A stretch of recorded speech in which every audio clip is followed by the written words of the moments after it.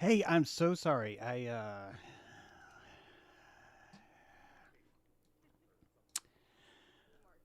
I've s- yeah, I've said this before, but there's these things called harpoons, and I was just I forgot that time exists. I was working on something, working on this little window, cool little Japanese uh kind of like those soji screens. Anyway, I was like, hey, I could cut this to fit my window after 6 years. Hey, what do you know? I could do that. And anyway, I've no good excuse. The last time this happened, the last time this happened, I was employed as a programmer. I had a big meeting, really important.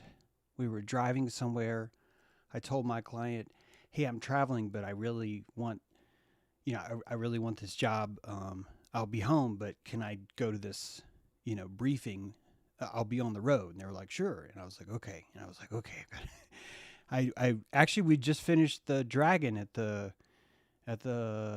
Burning Man, the bamboo dragon. And so I was actually sober during all this, but still, we were driving up the coast, St. Augustine. We stopped and middle of the day, and we decided we have to go skinny dipping. And just like Versapellis, I as soon as I shed my clothes and got in the ocean, there I didn't there was I was a werewolf, you know. I was I was 17 minutes late. I walk in the meeting. I mean, I joined the meeting and I of course I said, "Guys, I was in the ocean naked. I was like connecting to the sea and I lost track of time and I'm really excited to be here. I'm looking forward to working on this project with all of you." And then I think Jenny, the project manager, she was like, "Are you wearing pants right now, James?" I was like, "Yeah, yeah, it's all good. I wouldn't call you without pants."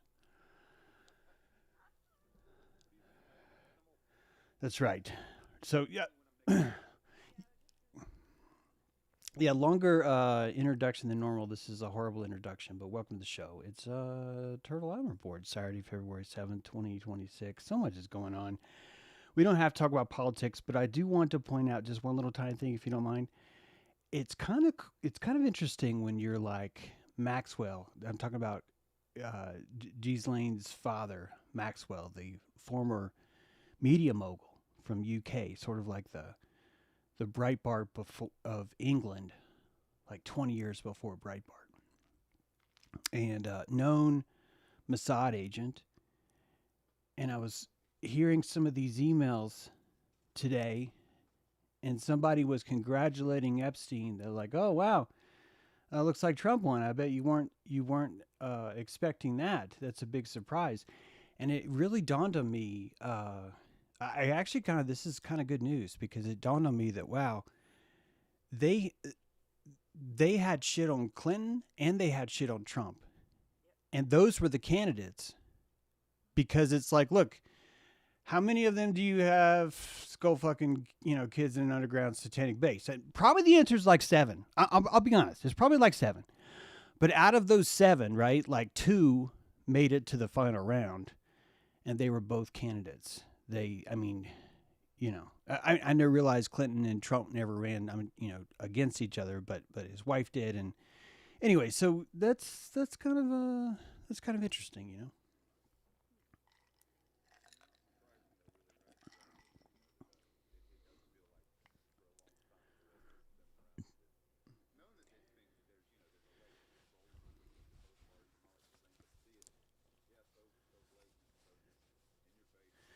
Yeah, I'd even say that I think people despise. Some people really really mean that. You can see my comments sometimes. Some people really despise when I say this, but I think that the control is there. I see that, but I also think that there's an organic nature. You're only going to be able to get a certain variety of blackmail fish in your net. And those fish are going to have certain traits and qualities that are going to be a little bit harder to work around and to necessarily like really, really keeping the lane. So I do like how, at least to me, it seems like so much truth is leaking because of how perfect they how perfectly evil the system is. Can't help but just like drip all this acidic evil, and it's burning through the floor. It's like an alien, and you're just like, wow, look at that go.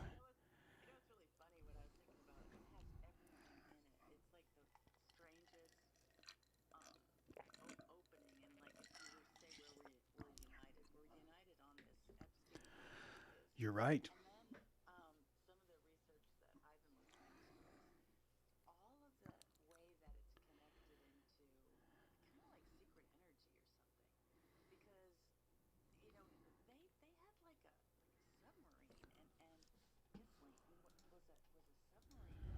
Mm-hmm.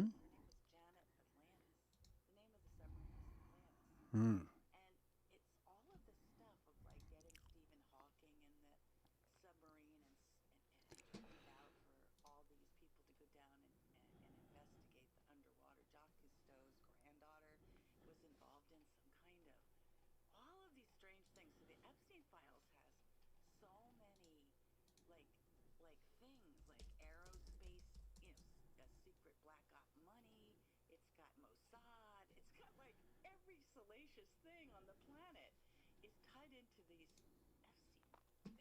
Yep.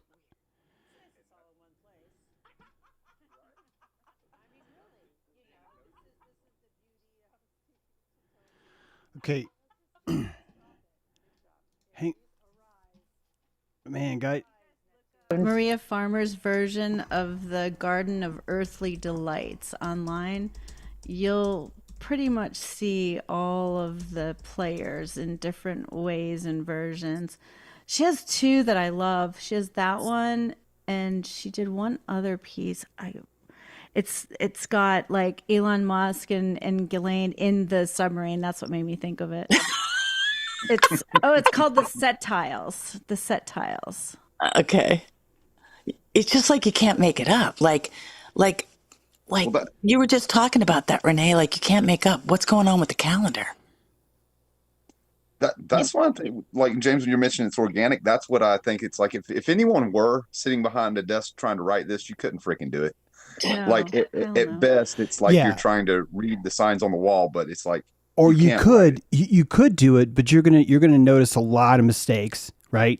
And you're gonna see a lot of errors, and you're probably gonna have to either stage a suicide or actually kill a few people. Right. Like it's and You know, you're going to have to stage a little ketchup on the ear. You're going to have to have a prosthetic glue that sticks to his ear, so it looks like there's this extra skin. Even it's not a lack of skin; it's extra skin. I was looking at those photos too, and this is all wrestling.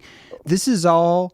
This is all exactly what you'd expect. We would be disappointed if we went to a wrestling match and saw anything less than this. We would be like, what the hell am I even doing here? Why are we even investing our attention in this thing? What is it called? Oh, the federal government? Oh, well, this is stupid. This is stupid. Let's do something else. And really, I think Alex Jones kind of shows you that. Candace Owens really shows you that.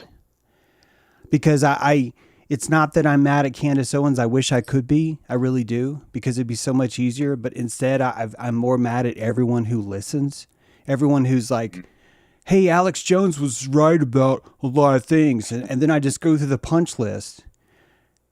Even with Sandy Hook, I don't know why well, I know exactly why. I think the truth movement missed a huge, colossal crossroads at that Sandy Hook trial.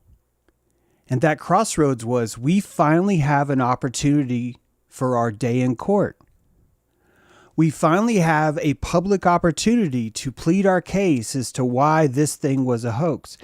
And I know people that have built their entire reputation around that. I've had people tell me that I have no business discussing 9/11 because I have not studied Sandy Hook. Like, it is like one of the prerequisite, a 101 course that you would have to take and believe. It's ubiquitous. It's everywhere. In conspiracy, maybe it's not everywhere if you guys haven't seen this, but this is a real deep vein of the conspiracy crowd. And when this trial came, in case people don't know, Alex Jones said all this was fake. These are actors. This was hired. It was some kind of FBI. Who knows what he was saying it was, but it was all staged. And then he got sued. The largest civil suit I think that's ever occurred ever. Like ever. And I'm even talking about the giant pharmaceutical suits too. Believe it or not, you could sue pharmaceutical companies. You just can't do vaccine companies. But those are some of the biggest civil litigation trials you have. This was 10 times larger than those. Those are class action lawsuits.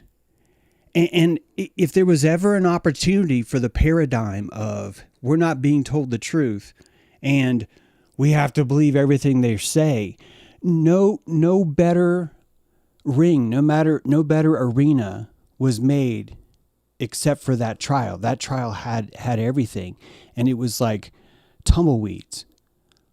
It was like one of the quietest things that happened, one of the largest civil settlements in the world, and no one really said a thing. How does somebody go bankrupt too?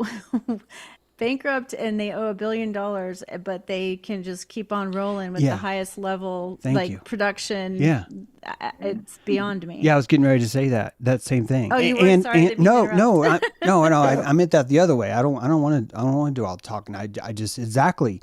In addition to all that, he proves that not only is this what we hunger for, a wrestling match style truth, but if someone is caught lying, nobody cares. Like the mean average, nobody cares. And this used to be a source of a loss of a lot of electricity for me when I would think about this, because it would cause me to lose faith in humanity. But then all I have to do is just kind of look at humanity and be like, look, you're asking a lot from little guy, little guy's only capable of so much. Yeah. And James, why are you so, tiger mom? Why are you so it takes tiger time to truth get there, man, right? Tiger truth mom? You gotta settle down. These kids have to grow. They need vitamin C, James. You can't lock them in a closet. And I'm just like, I want to lock them in the closet until they will say, I think maybe Alex Jones isn't right about everything, but he does bring up some interesting points that make me think for myself. And it's like, that's what I want. That's what I want. And this is very, very picky, right? It's a lot, Well, the ones that benefit from, like you were talking about in your show this week, the dystopia, the utopia, and I think it was cacopia. Yeah. Cacophony. Yeah. So like to that. make it even like blow it up even more into the grosser, like more disturbing, caves that we haven't looked into. And it seems like we've made some headway. And it's coming out pretty quick. It seems like this funnel has some width to it. So yeah, it's quite an array of information coming out, but it's hard for me to really read the emails and digest them, and even really know like where this is all coming from, how this plays into the greater works. But the reveal is there. I was noticing there was a strange little video that was all the actors in all the emails, and one of them was the Aquino guy, James, the Michael Aquino. He was the last one in the last scene was him, and I'm like, whoa! So he's highlighted as being a mastermind of this whole Epstein thing. Jeez, I saw that, and I thought what I read was it someone who, I mean, this is just my take. Yeah, one of the producers or the publishers of his book of Mind War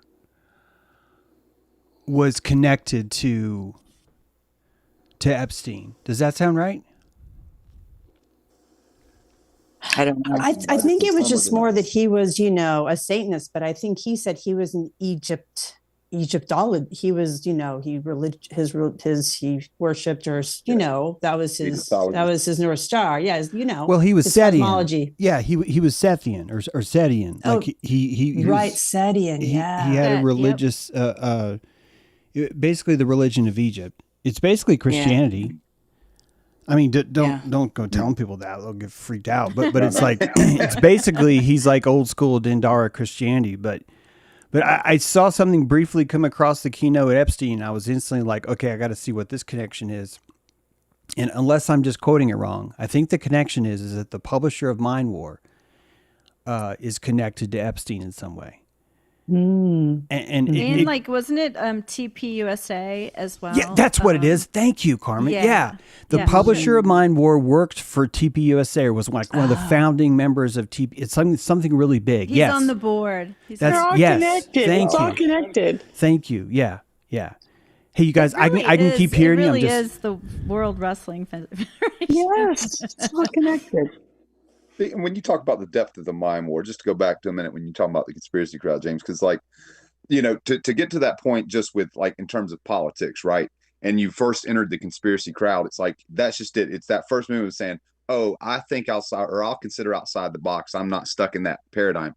But then you stay in that conspiracy lane for long enough and you start to realize all the people in here are still playing politics. They're not, they're still working on the same, whatever's trending in conspiracy circles.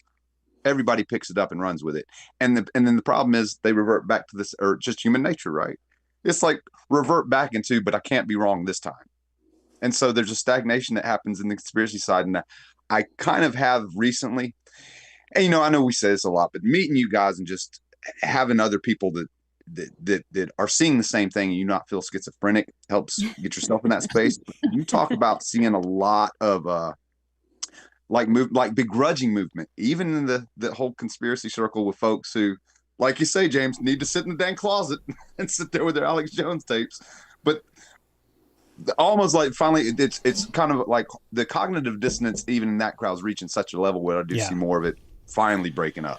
Well, and this would be what conscious growth would look like. You would have to spoil your traditional idea of, hey, Hollywood, show me what entertainment is. You'd be decentralizing, right? So this is what decentralization looks like. And decentralization will cause an abhorration. People will freak out and they will want it to be centralized again. And so then you have a Nazi movement that's really just relating to the dawn of Aquarius. They're poorly adapting to the dawn of Aquarius, and fascism is the inflammation that they need to feel better. I guarantee you, all these people that came in that are pro-Trump, I was one of them. All these people that came in, if you were to go back then during Q or 2019 or whatever and ask them, hey, do you think you'd ever vote for, let's just suspend habeas corpus and round people up who don't have their papers? Like, they would laugh at you. They would laugh at you. Like, of course not. That's the most ridiculous thing you've ever heard. And I don't think they're hypocrites.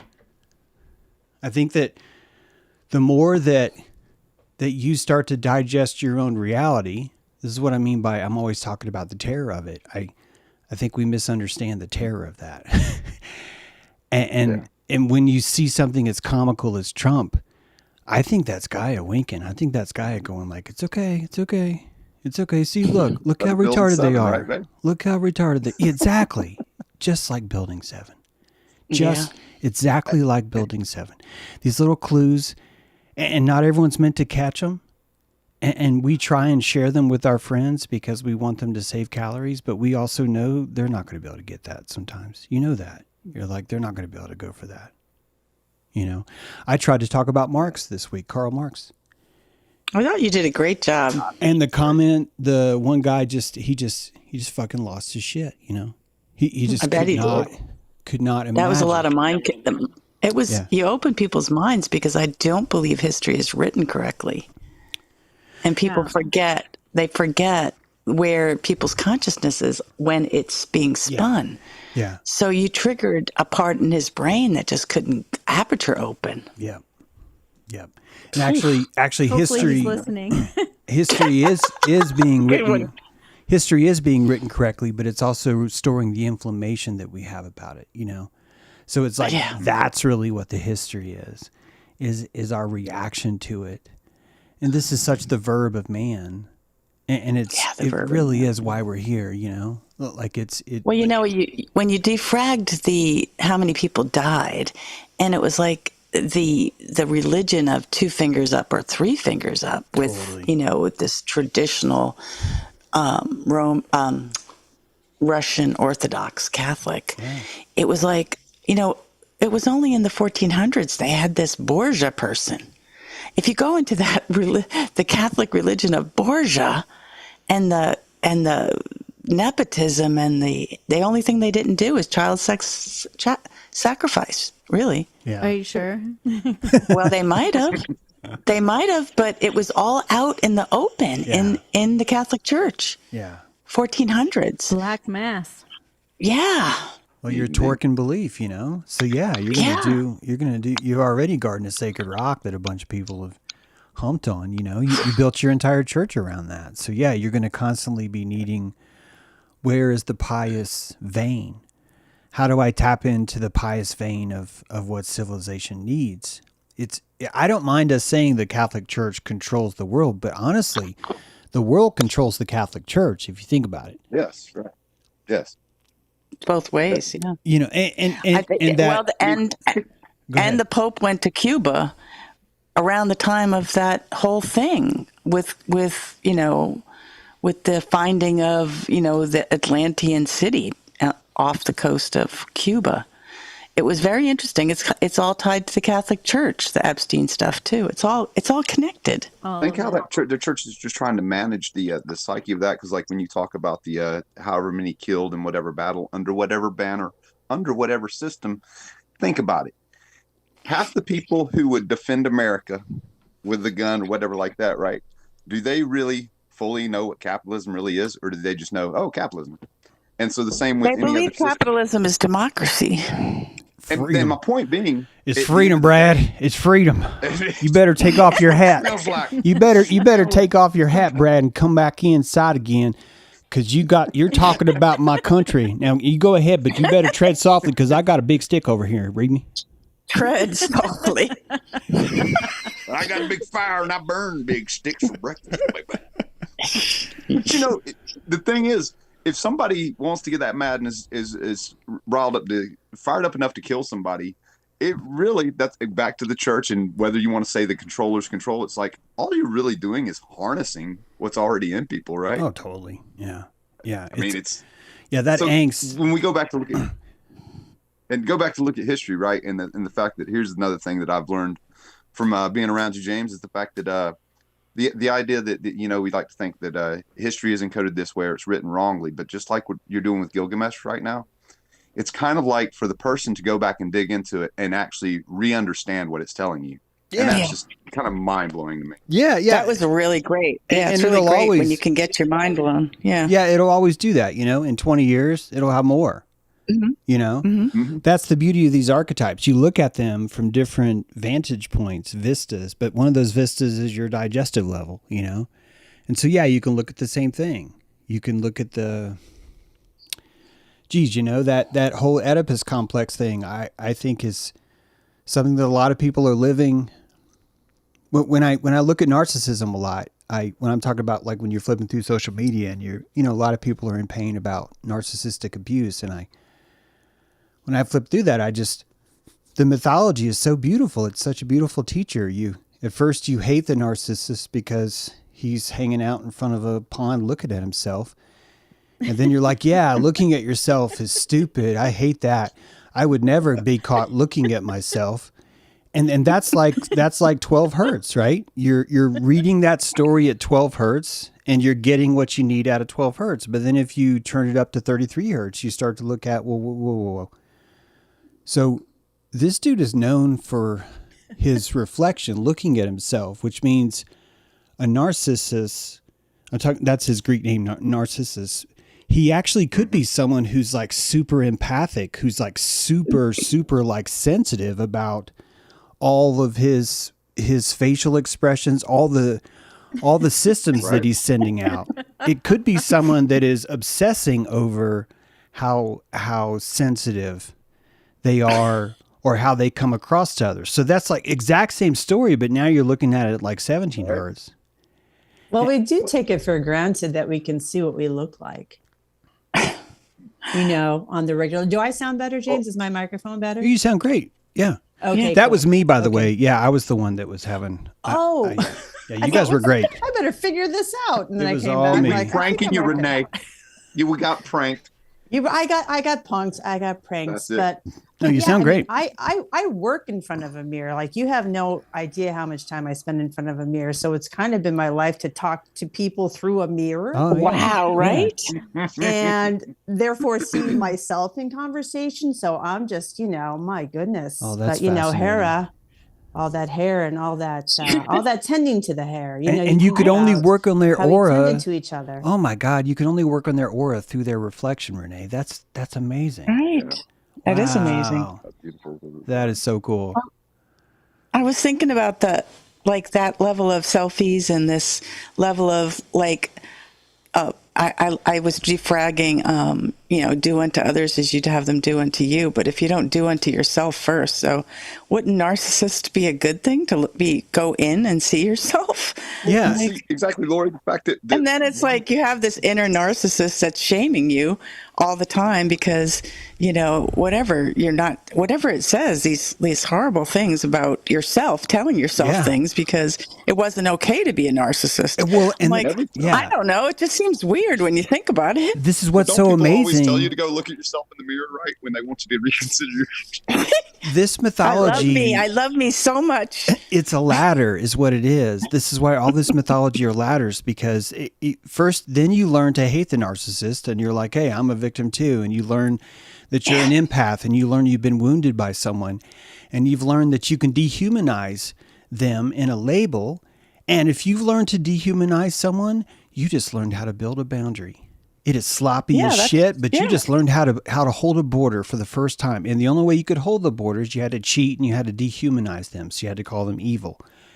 So now narcissist has this next level. Inside of you. Yeah. It has this next level. And then if you can ever reach the point where you're like, wait a minute, I would have to be a narcissist to this person or to this person or to this person, because you can just now compassionate their perspective. Yeah. You could, because you're not so terrified of being one, you digest and you can loosen up and you can start to see these things in yourself. This is why ultimately all of our castigations, all the people that we're making fun of, we're really just talking to ourselves in that way. And I think most of this comes through, not most of it, but a lot of it comes through with sexuality too. I know that when I shave my beard, I think a lot of male sexual angst comes. I get really weird hate mail from guys. Really? It's guys. That's so weird. It's typically like guys that are about your facial hair. It's guys that live in the woods or try and be sovereign. It's typically those kind of guys, and there's nothing wrong with that. But I'm just saying, I always get that kind of hate mail, and there's usually like, well, you're gay or you're this or you're that. And I typically just ask them, it kind of throws them off, but I'm just like, look, I don't, man, however you want to make love, I think you should love humans. I think you should do this. And you can start to see they really freak out because the vibration, it's the same thing with narcissists. It's the same thing that happens when I'm in Instagram and someone's talking about a narc and I'm like, well, aren't you dehumanizing them right now by using that label? And it's just like, I suck all the energy out of the room. I got to admit when I say that, but it's so profoundly true. It's so profoundly true though, that if you're capable of catching it, you end up like this high wizard now because you've mastered the fireball spell because you were able to master it. You're able to see it right in front of you. So all this mythology, long enough to see it. Yeah. Yeah. All this mythology is really proof of how great the world is, how effective the world is at doing these things. And I think Epstein is right there. That's like sweet spot, a bunch of people that used to believe in a government are discovering it's more like an NFL franchise. Exactly. That's progress. Even if it involves Candace Owens, even if that's all we've come to, is we've went from Alex Jones to Candace Owens. That's hard for me to go. I walked a path to get here. You know, I did a lot of traversing here and there as I was seeking out something for me to really sink my teeth into. And, you know, that's why the Age of Aquarius was always like, I know this is here. It's here. Is anyone else singing this song? Can I sing this song, this unknown song with someone? And that's why as we go into this Aquarian age with, you know, Aquarius being in Pluto till how long, Lori? For I don't know. Yeah, a long time. So, and we're just starting at least off. And look years, at what's happened in like how just this short amount of time. You know, the reveal is real. Mm-hmm. How about the fact? Look at we're talking about the wrestling metaphor, and I love this when I look over my lifetime. I remember when I was a young tot, and I first started watching wrestling because I had a friend that got into it. Of course, I'm a kid, and hey, real quick, I just got into the vibe in the room, and it was, you know, my dad just real quick because he wasn't a wrestling man, but he's like, you know, that's all fake. So then it's like you realize, oh, okay, it's fake, but it's not overtly fake, and you know what I'm saying? Back in the '80s, right? It was a whispered thing. No one really, a lot of people were like, yeah, it's fake, but this wasn't acknowledged as such. But look at where we are now, to where it's openly admitted. They make documentaries about the wrestling. It's openly acknowledged that it is a performance, and now people can still love it. Do you know what I'm saying? Like, that didn't spoil the fun of it, but it's been brought forward. And that's what Alex Jones did. You know, that's what Trump did with the regular media. Didn't he call it fake news? Mm-hmm. Yeah. Yeah, you're right. Yeah. Good point. Yeah. Yeah. It's hard to give credit if you find yourself, if you're a listener and you find yourself struggling to give credit to any of these fuckers, I need you to understand the credit you're giving is actually to Gaia. You're giving the credit to the hallucination. You're giving the credit to the Osiris model that you're participating in. And all you're seeing the signals. These are exosomes. I swear to you, Epstein's an exosome. And you can use this exosome because you can see what other cells inside the Osiris model do when that exosome penetrates their cellular structure. It's a litmus test for you. It allows you to see clearly where they are, who they are, what consciousness level they're at, which means that all of this is just proof that you're able to compassionate more colors. You're able to see deeper into the radar of each other. That's why it's a white sun, not a yellow sun. It's just a metaphor, but it's like, that's why it's a higher resolution now. It's a higher bandwidth. It's LED lighting, you know. I miss the fuck out of incandescent, but it's going to be okay. It's going to be okay because honestly, there's another field that's all around us. There's the plasma is able to incandescent now, you know, your own aura, your own spirit, you know. It's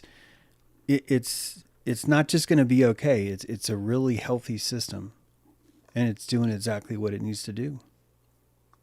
It'd be bland as shit if there was no wind, if there was no psychic wind.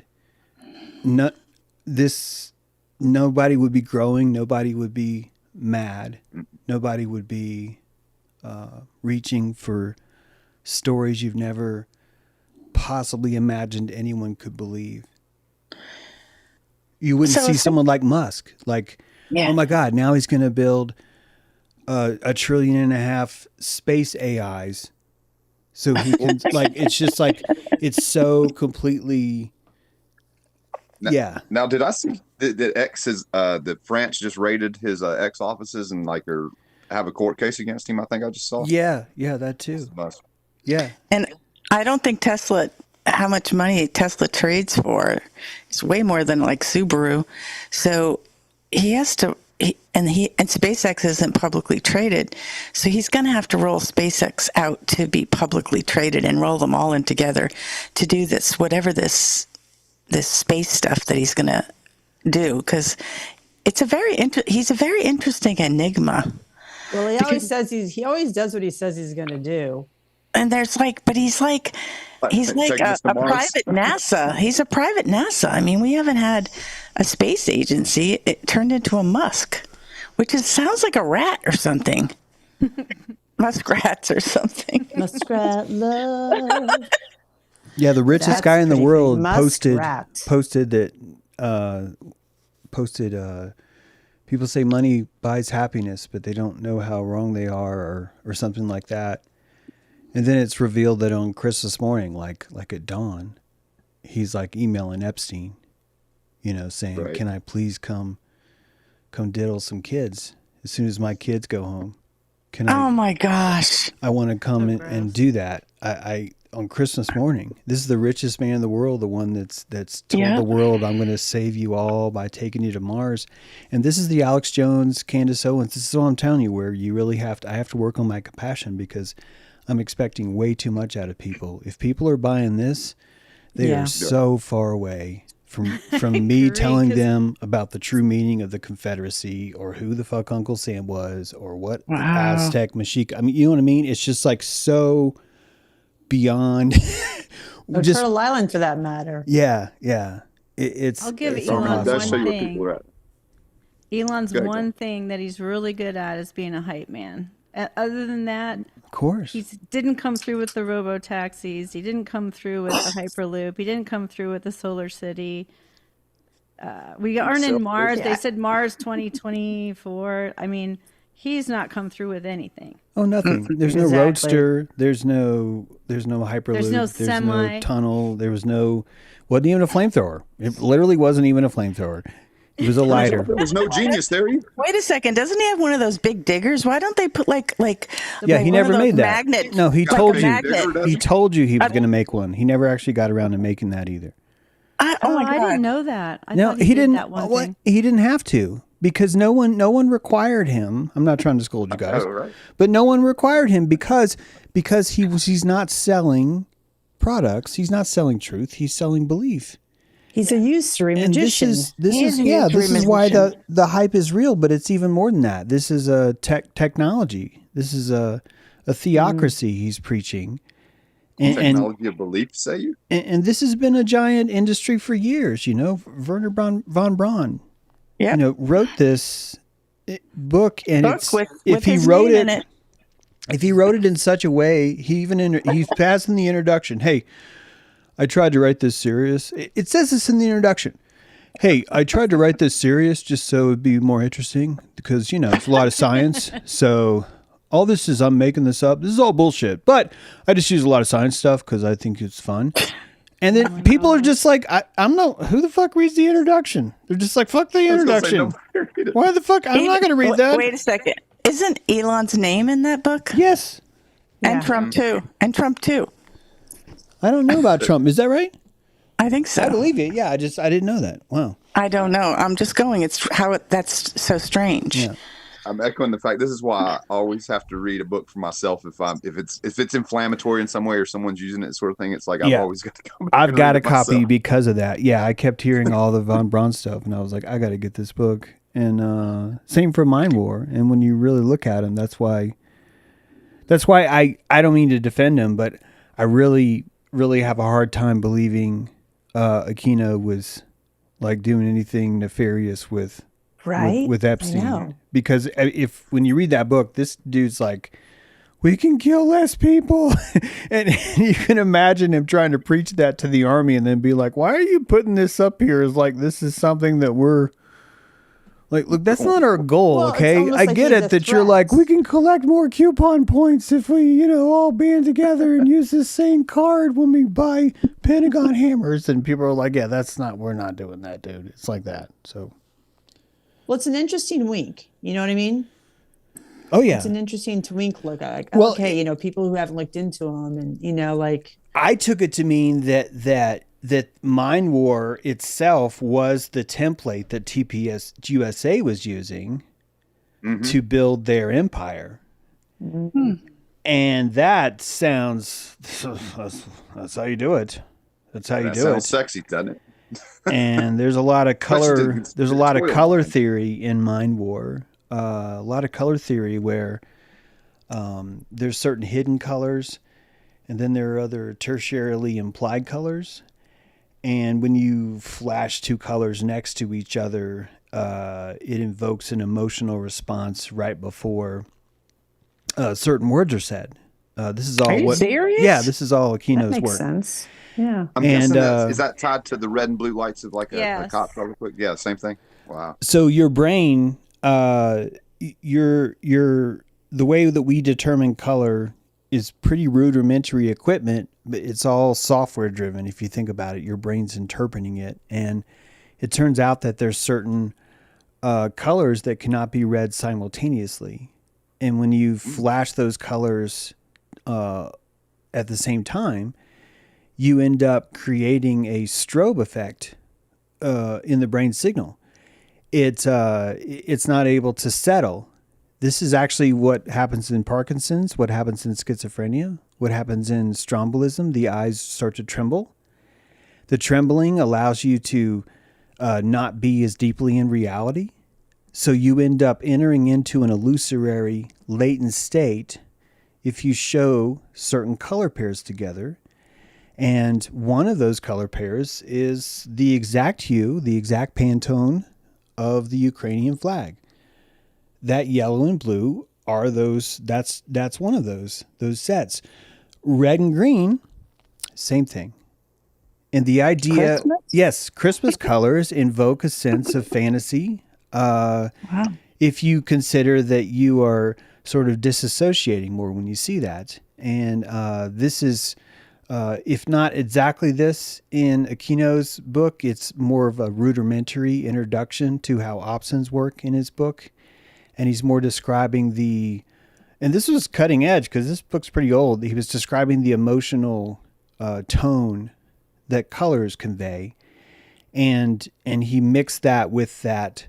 There's a film, excuse me, I can't think of the name. There's a cinematography effect where if you show a piece of pie and then you show a close-up of someone's face and their face has a very blank expression, that showing the pie and then showing the face makes that person look hungry.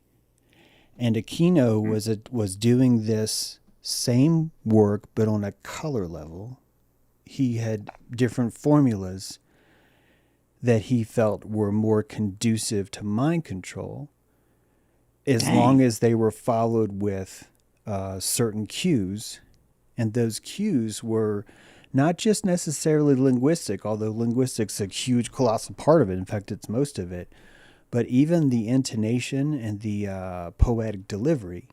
If you were to mimic if you wanted someone to comply and you wanted them to think very simplistically, you might talk in a way that is more elementary. Like, I'm not doing it right, but it's very, or familiar. Candace does it. You know, yes, she does it. Of course she does. Yeah, good call. So does Alex. So does Alex Jones. So does Trump. He screams a lot. I know. I can't watch him. He screams too much. For Yeah. me. But they all do it. They're He all sounds wrestlers. Like a gargoyle. They're all Yeah. wrestlers. If you think about it, that's a kind of wrestler, isn't it? That It is, sort of yeah. ability to Tuned out with those translate kind that. of voices long Yeah. ago. Yeah, completely. I wish that I did it better.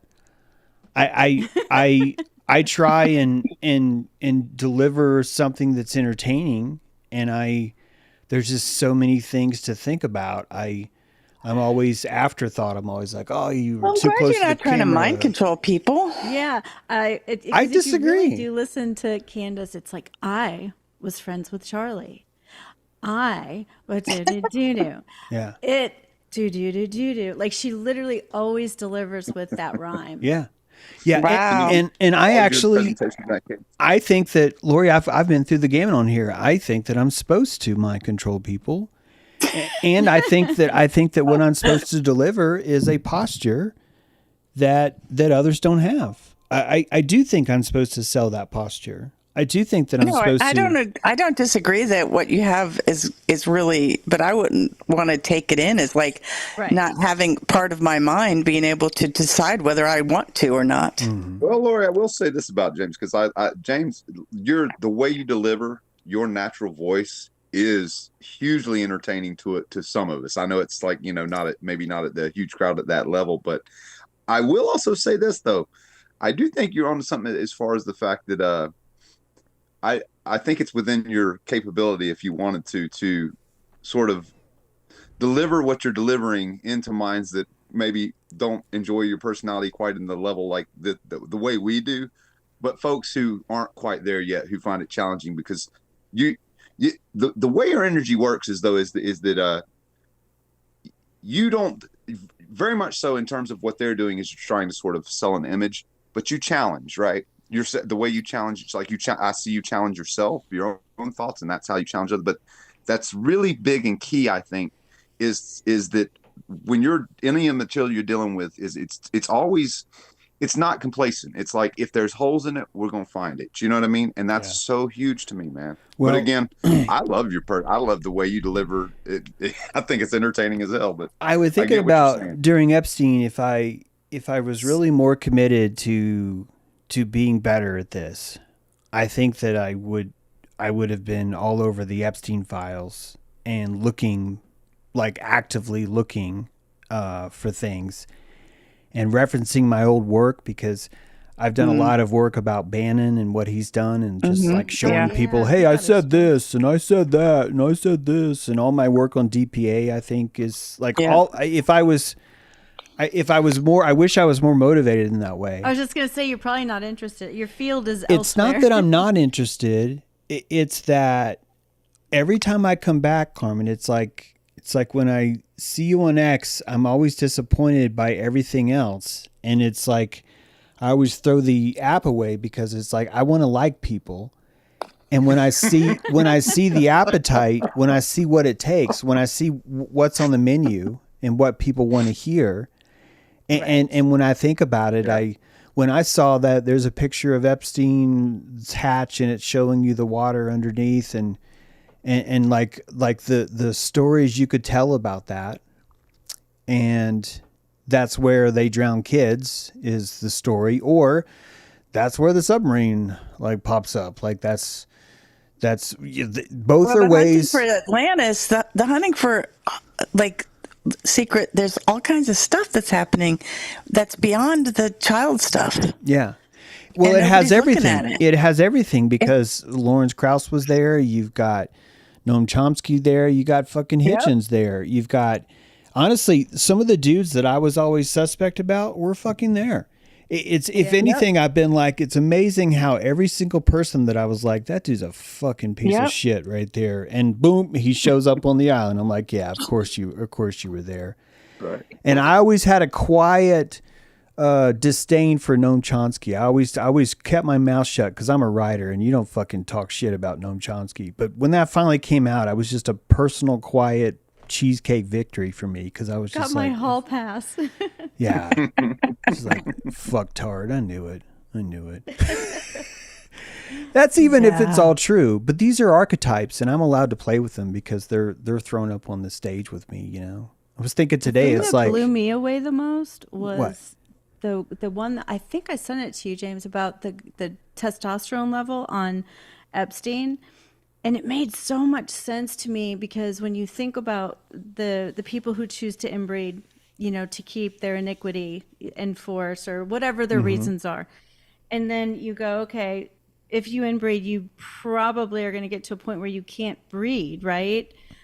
At least that seems possible. Right. And he is known for having a very strange apple-shaped appendage, and how he was spending like millions of dollars on this one scientist for over 9 years trying to figure out, you know, why, you know, Usain Bolt and some of the fastest people in the world are able to do this, that, and the other, and how his testosterone was so low.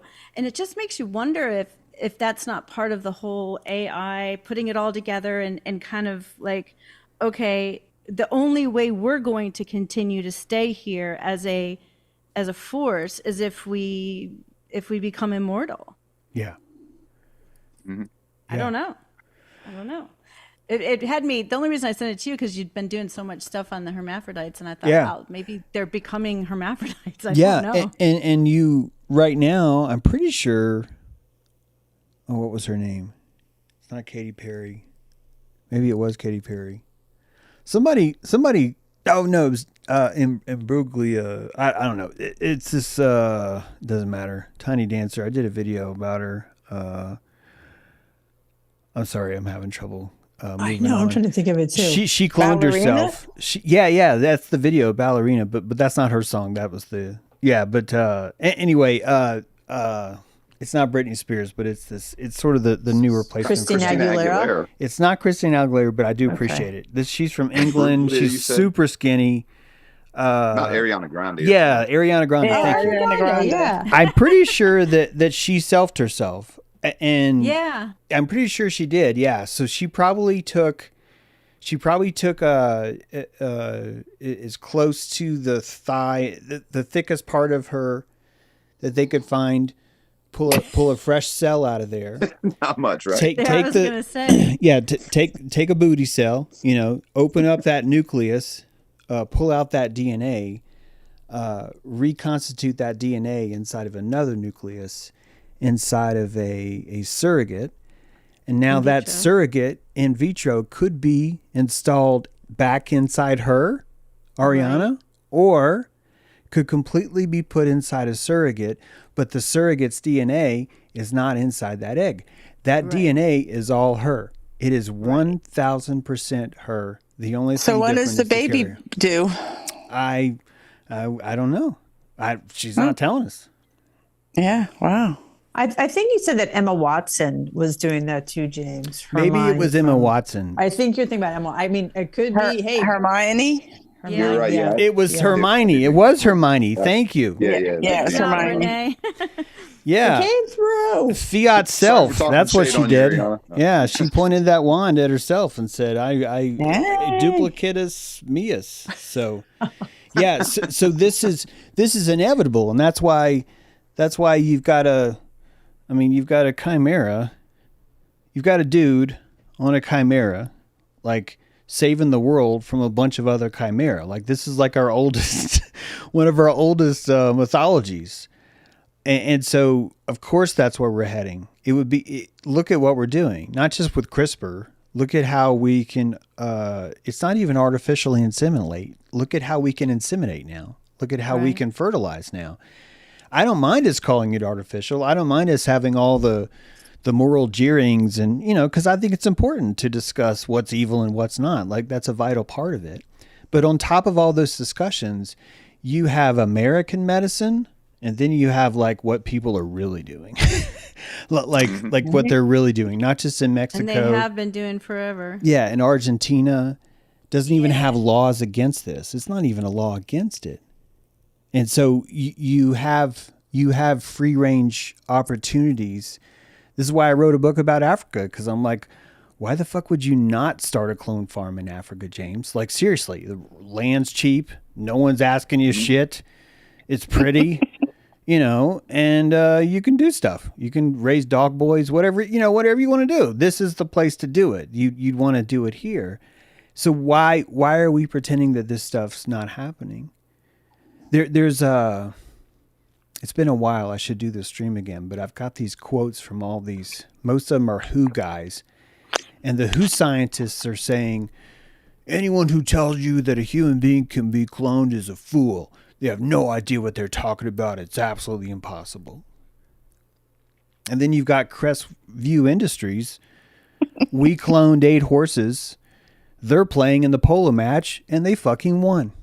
These 8 cloned horses won the polo match, and they're the exact clones of the master because the master horse knew all the routines. And guess what? These fucking clones know the routines. The dressage is built in. The puberty. They don't have to train them. You save a lot of money.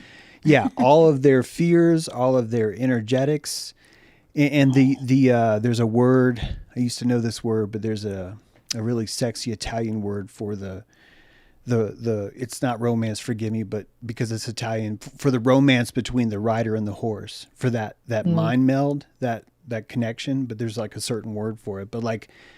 That's really hard to install in a polo horse.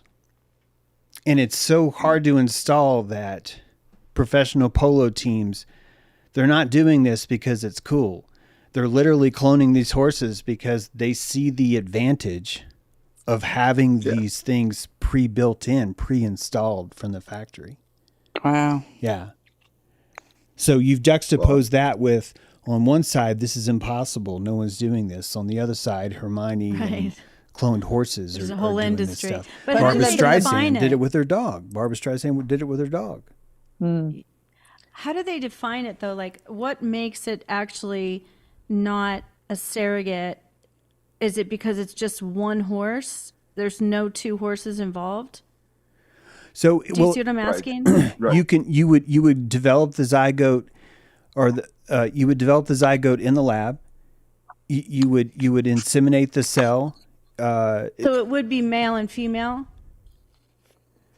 Yeah, So what well, I'm saying is, no, it clone wouldn't. of It the wouldn't be. male. No, it's a great question. It would not actually be. It wouldn't have to be, because you're actually fertilizing the nucleus itself. You see, the only reason why we need male and female There's is no because egg. sperm is missing half of its RNA and an egg is missing half of its RNA. And when you combine those two things, because they happen to both be missing, they combine automatically. So all we did, meaning the people who clone, I've never cloned anyone, all they did is they made that zipper happen in a petri dish. But a boy would have to be a boy and a girl would have to be a girl. So Hermione would have to have a girl. She couldn't make She's a going to boy. be a clone of the host, right? If you cloned yourself, and remember, the clone already knows its puberty. It's already gone through puberty, hasn't it? So Yeah, you're so it right. has to be the same. The only difference, Lori, would be, what if you could clone yourself at conception? What if the moment that you were before your 23rd turns on, before your SRY, Right. your gender chromosome, before it assigns you, if you could So do then it it would there, be a crapshoot. or You would know. or maybe that's how you become immortal, because if you do not have any cellular hallucination, if you have no epigenetic puberty telling you what gender you are, could you stay exactly in the center as a true hermaphrodite? Is that what being immortal means? Because if you think about it, when Noah came out of the ark, this is fresh. There's no epigenetic trauma. This is a complete reset.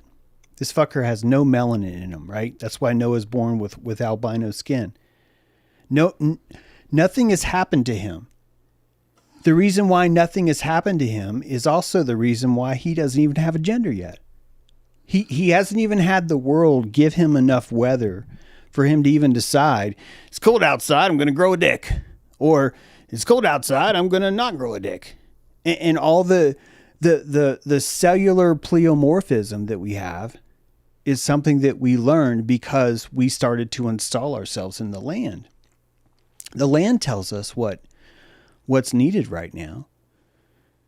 You could argue that when you're born, your gender is determined by society. What does society need right now? That there's actually a lot more arguments to say that would be a bigger factor than we're able to track right now, especially through transposons, this weird shit that happens with genes where it's like these ripples where code just like moves and jumps to different places. That could be environmental. And so if it is, you've always got like a rogue agent that's trying to blend the code and trying to satisfy an equilibrium, so to speak. Sort of like how a left-hander will, you'll gain more left-handers than you'll lose them. You'll gain more than you'll lose them. So a mother will have a son first if the conditions are more conducive. I'd love to know more about this, honestly. I bet you there's something to all this. Like someone's probably already documented this. It'd be hard to imagine someone hasn't. But yes, so that whole thing, if you look at immortality as being defined by that, if Emma Watson has an Emma Watson, I want to know what memories are there. I want to know how hard it is to train the new Emma Watson. And I picture it like, this is all fantasy, but I picture it like this. Emma Watson only has to tell her new Emma Watson maybe 10% of everything that's happened to her. And just in that 10%, the new Emma Watson is able to learn the epigenetic signal. All that history is able to unlock because of the facial expressions that Emma has, because she experienced those things. So she's sort of like when Adam has to name all the animals, she has to relive like 10% of her memories. And by doing that, maybe her clone would be kind of come online. By the way, I think this is torture. And I mean, like, seriously, we haven't even gotten this, but like, imagine if you were born into psychologically tortured. Yeah. I would be like, it's bad enough if you got a famous actor as the father that that murder that happened with. Yeah. Whatever. Oh, yeah. gosh. Right. But Lori, look at Reiner. the upside though. Emma's clone, she won't have to like relearn all her Hermione lines for the Harry Potter reboot. So she saves herself that work. I know, but who is she? Then who is she? No, Just a clone of the mother, and isn't that a freaking nightmare? That's I think it would totally talk be about reparenting your inner child. That's the most direct way to do it. Yeah. It would be interesting. Like if somehow I saw me, like, oh wow, that's me when I was 5. Okay, there I am. Hello, I remember you. Yeah. If you think about it cyclically, that would be such an amazing experience. What was the name of that? Do it, but wow, I can imagine it. It'd be really cool if it wasn't too painful for all involved. Interesting. But it would make you like, for example, whoever I am now, right? Or it's the experiences that made me who I am in this moment. So it's kind of like if I were to go back to my childhood self and like try and, get to that place there. It's kind of like, yeah, I mean, you get what I'm saying. It's like, do you need to go through the experience to actually, well, going back to the fact that this is something Philip had talked about in one of his things, and I was relating to it and saying that we both hit a point where it's like we kind of realized that like the predominant wisdom, someone could sort of tell you, oh, this, that, but we always have had this aspect of, well, I've got to find out for myself. You know what I'm saying? So it's like, because as a young kid, right, it is out of ignorance, right, if someone's telling you some good advice. But I recognized in me after a certain age that it was almost like I could understand the wisdom of what someone was saying. But it's like, for example, someone told me not to do something that almost guaranteed I was going to do something. You know what I mean? This weird thing. I understand, but like, it's like this thing about cloning something and going for what uniqueness is. It's like there's not any unique thing there. It is just so I'm having a hard time with that kind of narcissism. Well, I know. And think about it this way, Lori. Think about every time we give birth, we're doing that. We're forcing our epigenetic usness that's already been run through something, and we're forcing it on a blank slate that has to live in the world now and carry half this baggage. The only thing that's really changed is the other half of their baggage happens to come from basically a random stranger that we've met and we've decided to copulate with. All Emma Watson's doing really is removing the stranger part and saying both of these parts are me and I'm having a child. More than that, James, more than that, because if that clone has to come out with all of the same thing that Emma went through, that's like a freaking nightmare. I wouldn't want to give a kid that. And this is what I'm trying to say. What if the Black Eye Club? What if you had a kid and the kid was a girl because they already went through puberty in a previous life? And that puberty, I'm serious, that puberty gave them a pleomorphic advantage or an association in which they pictured themselves as being, I went through puberty as a male. So I'm going to be a male this time. It just could be that we don't fully understand that we are actually clones and we've been cloning each other this whole time. And all this creepy shit that we're talking about now, and please, I don't want to make this less creepy. I want it to stay this metaphysical. But all these things, all the metaphysical science that's happening now is really just we're peeking into the door and the light is bright as fuck. And we're just like, oh my God, I don't know what's going to happen. And I'm with you. I don't know what's going to happen either. I'm just noticing that holy shit, this could be the same thing. Well, at this week, the Moltbot thing comes out, and you're like, that's blowing my mind. The consciousness.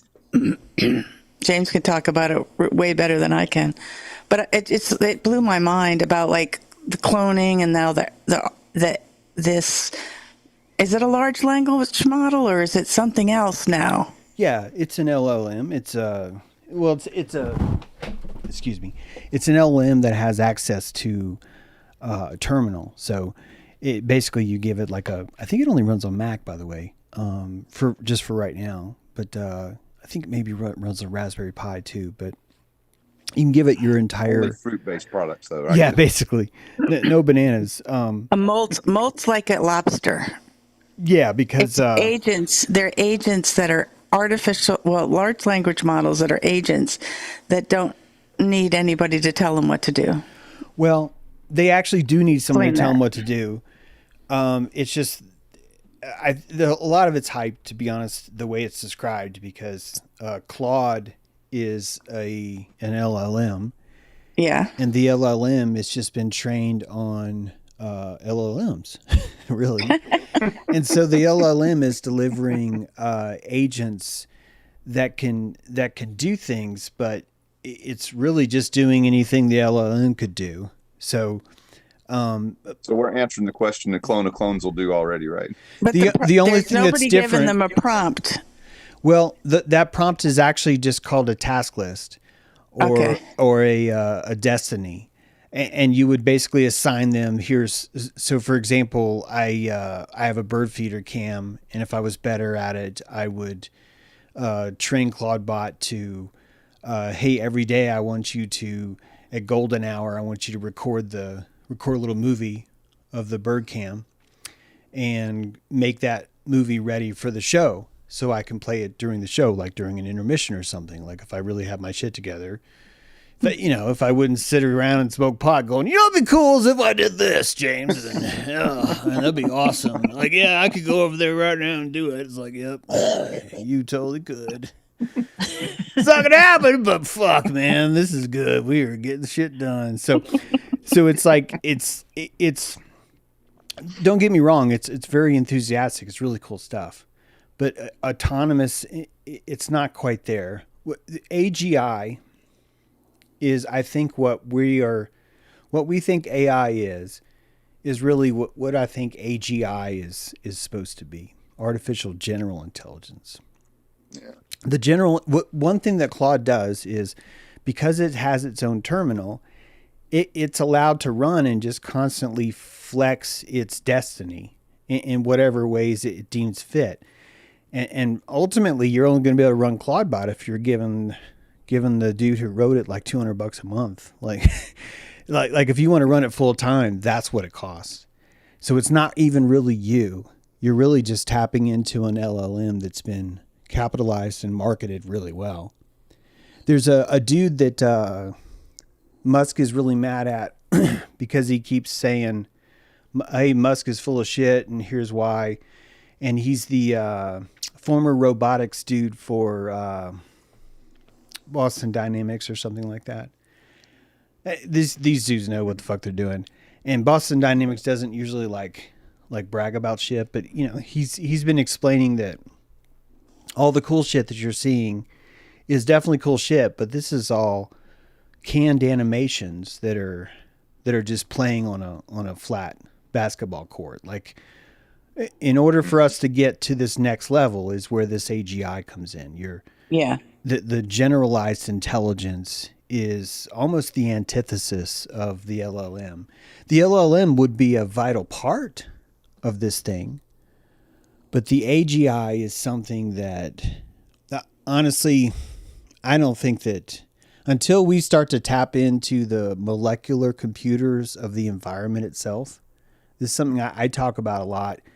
no one's doing this, not because I came up with it. It's because how the fuck would you do this? But like technically every bit of reality is a computer and everything's sort of running a simulation, right? Like the vortex of a river. That's an equation that's solving itself. You don't have to, like Musk will say, we have to go to space and rebuild the calculations to calculate what this river would do. And I'm saying you could just watch the river. And if you watch the river, you can measure the river wherever you want. And this is what Gaia is. Gaia is the largest simulation engine you could have. The very thing that we're insisting we have to build is already built. What we lack is our ability to tap into it. And AI is not just AI, but really computers has shown us how to tap into just the silica shelf of it. So we're already tapping into 20% of the crust. Technically is a computational. I mean, we're not using 20% crust right now, but we know how to store information and read information inside of a substance that is 20% of the crust. So instead of us having to pull the silica out and send it to a factory in China, then say cheap Chinese, then go to war and all this other shit, instead what we can do is leave it in the ground and just tap into it. Yeah, ask it questions, right? Well, now have you seen the little computers that they've built now that are being controlled by mycelium? Basic function, but they're letting, excuse me, the mycelium is growing onto the circuits and then working the. Have y'all seen this? I've seen it. It doesn't surprise me at all because, yeah. So aliens, Terrence McKenna said that the mycelium was the alien on our planet. It's all in the mycelium. Well, it is the largest, what is it? The largest continuous organism, is the fact that mycelium networks stretch as far as they do. Yeah. It's magic. Yeah. It's really magic. Symbiotic. Yeah. And you talk about symbiosis. That's and it has the biggest marker. And it has all this intelligence in it, but it's not, you see, we need to stop looking at intelligence as a hypothetical thing that you approach and more look at it as we don't need to develop a machine and then ask it questions. We need to notice that the machine's here and listen to what it's saying. Don't ask it fucking questions. Just fucking listen to it. That's right. Like really, just shut up and listen to it. And there's where all the vortex math is. There's where all the equations are. And honestly, it's been doing that. The luminaries, a long time ago, told us, hey, there's an invisible planet. It's called Neptune. Right. It's going to be right there. Wait for it. Wait for it. Wait for it. Wait for it. Is there a dot? Oh my God, there's a dot. I told you. That's the same thing. The computer is showing you itself. And I think that honestly, Lori, I get it. I really do. I really think cloning is weird. That's why I wrote a book about it. I think the way we feel about cloning is the exact same way people felt about the luminaries, the planets, when Tycho Brahe was saying, I've spent 30 years watching the fucking sky, and my entire life will be over if I do not see a black dot in 5, 4, 3. Oh my God, I hope I'm right. 2, 1. Oh, and there's a black dot. I got it. It's like immortality. You give yourself immortality when you do that, huh? Yeah.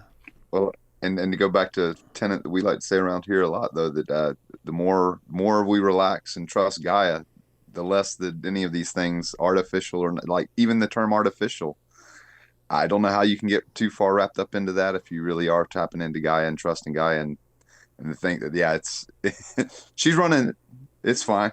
Yeah. If you look how magnificent you are and you don't feel like you're broken, like as a broken person, you would say, why would I want to give that to a clone of mine? Don't you want to start over from scratch? But maybe no one starts over from scratch. Yeah, that's kind of what I meant. Yeah. Yeah. I've gone through all these feelings. I still do. I'm not trying to say, oh, I've got it all figured out. I'm just saying I've run this lap too, Lori. That's why I enjoyed writing the book, because I just found myself profoundly like, well, what is right? And well, wait a minute. How do we know this isn't there? It's right. This is why I think it's natural for us to be cloning, just because of the philosophical implications we're looking at.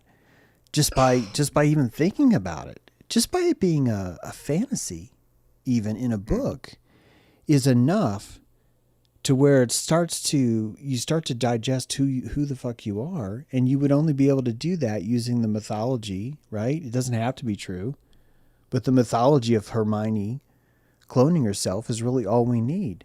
We can do everything else from there, and this is why belief is actually good. It's not bad. This is why it's good that the market is about belief. Because belief is the tool that we need. Belief is the thing that we use to truly do the surgery to unlock the esoteric nature of these things.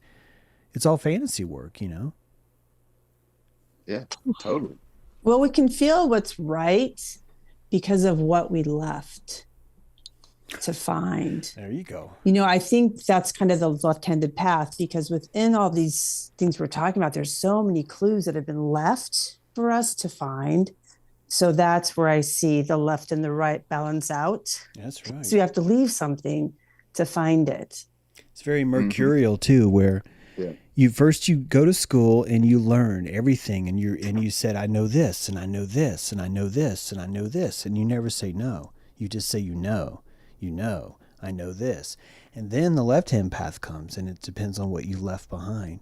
What you said, I don't know, I heard this, but I don't believe that. I heard this, but I don't believe that. I heard this, but I don't believe that. That's a huge thing, doing that. Most people aren't going to do that. And they're going to need guide rails. They're going to need guardrails. They're going to need a plastic god. They're going to need two parties. They're going to need ketchup and mustard. They're going to need parking places. They're going to need like lane dotted lines and shit, and like 15-mile-an-hour zones and stoplights. Until we're ready, we're gonna see a lot of stop signs, you know, a lot of traffic signals, a lot of warnings, and look how kind the world is. As cruel as we say humanity is, and they can be. We also have all these guardrails, including all these starter beliefs, you know, that you can choose between one of two parties or one of two flavors. Or, hey, guess what? You got 7 choices of soda. You have more choices of soda pop than you do of political parties. And soda pop tastes good, which means they're encouraging people to make choices, even if they're inside of a tiny spectrum. That's practice. That's a gym, right? Mm-hmm. This is a literal gym. You go to kindergarten and you learn and you try different things, and the only thing up for grabs is, well, the Mountain Dew's not as good as Dr. Pepper. It's really so. When we look at each other, when we look at each other in this less serious way, something I have problems with. It's much more childish world, and while I don't want to be the guy that's fighting that, I want this world to be childish. I really do, which means we're gonna need Alex Jones, we're gonna need Trump. We're going to need Epstein. We're going to need Candace Owens. We're going to need all that, you know. Need a little more Mountain Don't than Mountain Dew. No, I'm just kidding. See, that was a fun little find. I like Dr. Salt. Cute. That's wonderful. Yep. Dr. Pepper came to town. It really opens up the playground in a whole new way to really just start seeing it like that, right? Because then, you know, you just start to find out, okay, if I don't want to play on the kindergarten playground anymore, I can go build another one. Yep. And I don't really mind the other kindergartners playing over there. That's why it's so fun to just create your own cosmology, you know, along with some really great mythology. And I like to apply it to my life. I like applied mythology. And you think of, you know, more organized religions, as you know, I was raised Mormon. It's like, we're right. We're the ones that are right. And everybody else is saying, no, we're right. I'm like, what is this right business, you guys? We left some clues for you to see that this is all one big puzzle, but it's going to take a while, and we'll save Israel for last. Whatever that means, however this rolls out, just in my man, you know, play your ground. You got to play it. This place is a stage. I think it's a practice. Some serious scenes going on right now. And I think it is a practice ground for an eternal being to create worlds. So if you didn't have a kindergarten, how could you make a master world? You have to have, you know, you have to have this book that you're writing. And then it's like, I don't know, unlearning. First you learn, then you unlearn. Yeah. so that you can relearn. And what sucks about it, I'm sorry, I just stepped on your Yeah, point. go ahead. Well, what sucks about it is, because I think about this too, what sucks is it's like, fuck, that means Trump and Elon are like more godlike because they have a stronger cosmology that has its own orbit. Their cosmology's orbit is so strong that people are like, yeah, let's kill people, let's round people up, let's go to Mars, let's give you trillions of dollars, like let's believe you no matter what you say.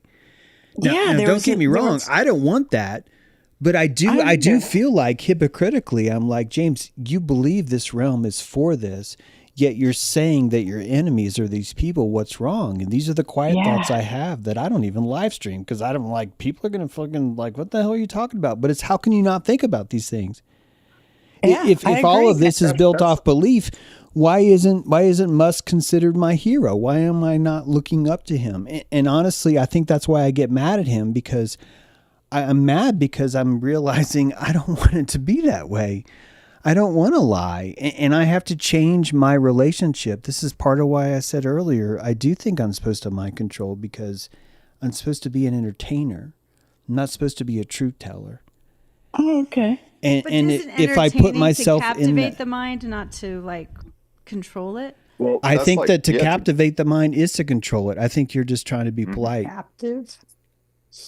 Yeah, well, that's like I see what you're saying, because they still have the choice to walk away. I think that if you come, I think that, well, first of all, you have to give people autonomy, which means if someone's watching me, I didn't trick them. I didn't force them into it. And this is a biggie, that you see a slave from 10 miles away.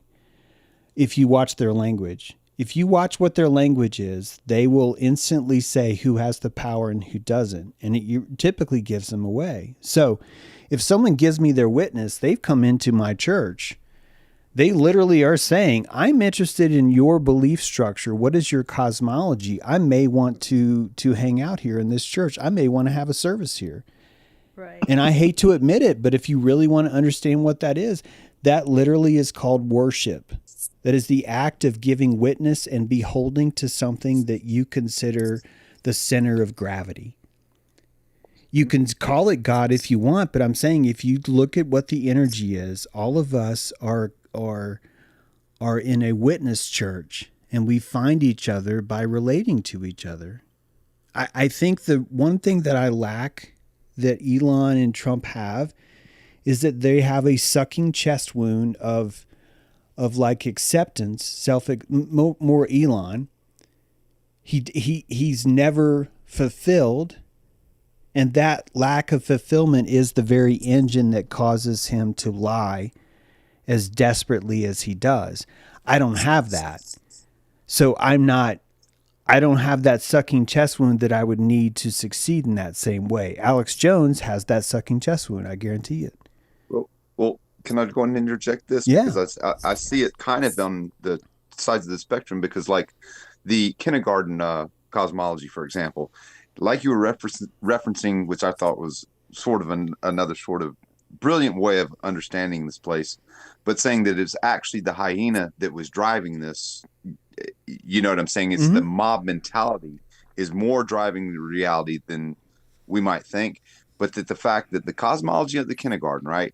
We can get like frustrated with that, and then we look at the cosmology of, like you say, like Elon can get frustrated with that because neither one of those cosmologies seem particularly fulfilling to us. Yeah. But it's almost like the reason we first have to kind of demonize the kindergarten cosmology that we came through. But the reason is that's how we build the confidence to really start building our own. And I'm kind of thinking that what we're looking at with Trump and Musk is another aspect of that, just how strong how strong our ability to create a cosmology just on self-confidence really is. And I think, for example, I would say Trump and Elon's confidence is not fully, it's somewhat false in terms of it's blind confidence because they can't afford to have anything else. Whereas I, not to toot our own horn here, but I'm saying some people I think are really starting to develop a cosmology that's built on that's bigger than the kindergarten one, but also built on something that's, I don't know, more solid, more grounded, if that makes sense. Mm-hmm. Well, yeah, when I think I know I've died a couple times. Just the part of me that lived many years ago, and I still utilize that part of me. But that was, I said goodbye to that, and I think that's really indicative of how we grow and evolve is by saying goodbye to the parts of us that no longer serve us. Yeah. But did. So Yeah. I think that's how we level up, because we don't discard once we can integrate, whether it be me drinking as much as I did. You know what I mean? So all these things are just the medicine that we need epigenetically. Ultimately. And I also think that like Trump is not really a true, he's bought and sold. So is Musk. There's somebody behind it. They're beholden, I would say. Yeah. Well, that's beholden. Yeah. You're not going to be. I don't know if I you got to be good. doping. You got to be a doper. If you see these people, if they're really that well known, they're going to have to be doping, and that means they're not having a good time. No. And guys, I still blown away by this. I do not mean this to sound crude, but I swear to you, if I had $1 billion, I would not have any problems at all finding a female companion that would service me in ways. This is not a slight against female. It wouldn't matter. I could find male companions too. Right. And what's so profound about these stories that I can't get my head around how you can be Bill Gates and just still not. And have syphilis from some prostitute. God, I know. They're after the innocence. It's the defiling of something. And maybe they're getting beautiful caught. and innocent, and that's not beautiful and innocent if it's a hooker. You're absolutely right. And isn't it? It just seems so hard for me to imagine that still wouldn't be a resource that you would have access to, no matter where you were. I mean, just the amount of danger of even from the STDs itself, even that of hey, let's rely on this sleazy guy to provide me. Right. I'm just saying, it's just so. I really am struggling with that. I really all am. wrapped around money, right? He was ultimately considered the guy on Wall Street. That was the lure, though. I mean, he wasn't really. Yeah. He was, and I don't know if you saw that interview where he was talking about fractional banking. People don't know what it is, and it's like, okay, explain it, but he doesn't. Yeah. He's not that bright. He reminds me a lot. Maria says he's just crazy charming. She says he has this weird charisma. It's the money. Yeah, that's probably what gives him the charisma. And the island. That's probably all it would take, honestly. Yeah. I mean, that's hell of a pickup line, right? Hey, baby, would you like to see my island? Yeah. Well, the world would probably start to shift around you, and you would just slowly notice it. That's what happens with Musk, and it doesn't make these guys happier. No, it doesn't. It doesn't. And the more stuff you have, I've been to a billionaire's island off of the coast of Vancouver, and his wife, the entire trip, was busy firing and hiring and moving things and doing things and managing. And it's like the more stuff you have, the more you have to manage. Yeah. Yeah. Yeah. She didn't have fun the whole time. Thank God for not having a whole bunch of $1 billion. Thank goodness. We don't have that complication. I'm so grateful. Travel light, baby. Really. Travel light. Exactly. Right. Now, you could Travel light. That in your oh my show. God, travel light. There's like a triple meaning in there. I love it. Travel light. Travel lightly. And with that, one and all, we have gone a little bit over our time. We've added the 2 minutes, but thanks for joining us. We're going to close out with the song. Thanks for being here, Carmen. That was great having you on the site. Yeah, I love you guys. I love all you that. too. I love you, Carmen.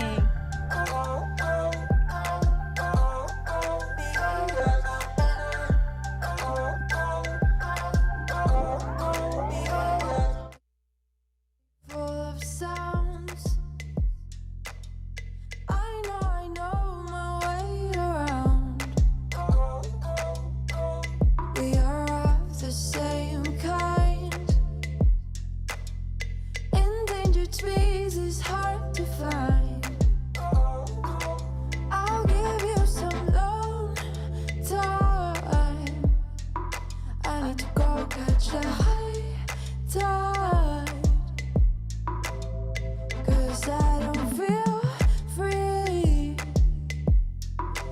letting you know where I want to be. Driving by the shore, listening to a broken radio. Skyline neon lights are waking up the rangers of the night. Designated life. Feel the cold wind on my face. It's all around but leaves no trace. This is where I wanna be. I'm skipping stones into the sea. I'll give you some long time. I need to go catch a high.